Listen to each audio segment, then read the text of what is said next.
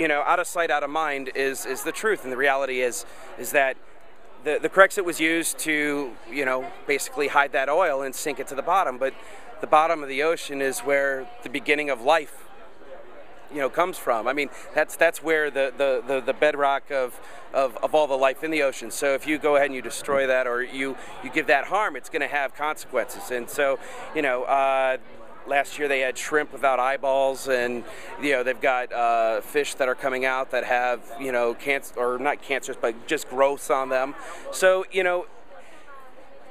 dolphins that are aborting their babies. I mean, the trout supposedly hasn't come back. So there's a lot of things that are really concerning, and if you don't live there and if you don't rely on it, it's easy, to be in Applebee's and order a shrimp dinner and not really care where it's coming from.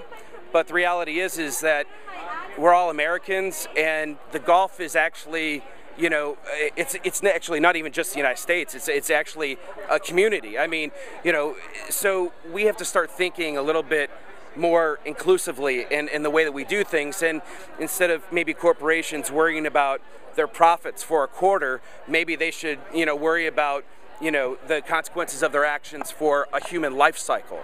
I was sitting at home and got really frustrated, and I started screaming at the TV, "Fucking do something!" And I had $200 in my bank account and a bag of groceries that I bought with food stamps, and so I posted on Facebook, "If you ever want to see me again, send me some of your money." And luckily I had a few friends that helped me out, and so the first half of the film was shot about $1,500, and I drove down there and lived on couches and just met people and got the story that none of the news organizations were covering, which was those little nuances, those little details about how it's hurting the people. And so I went down there to just get the human story, not the, I wasn't trying to take the BP story and put it in a national context or a global context.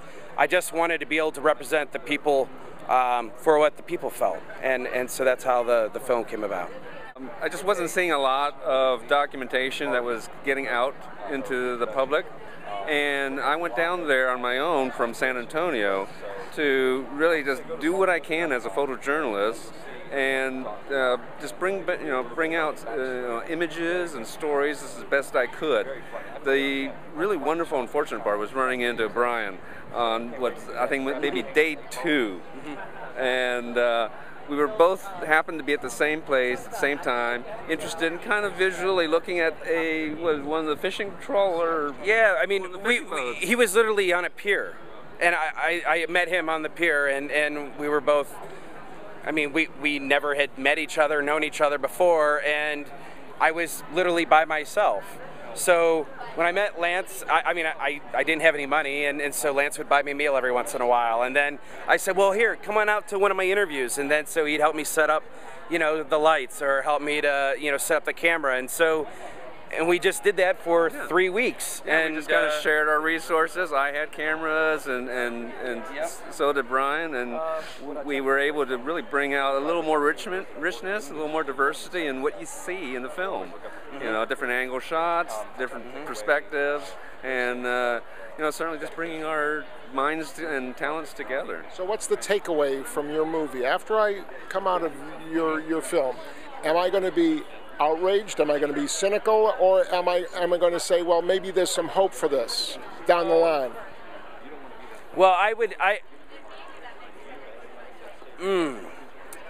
it's sort of like, I would say, first of all, I encourage everyone to see it, because you can't replace that human interaction. And the main part of the film is it's a personal film. It's a very personal film, and it's a very honest film. It's not a...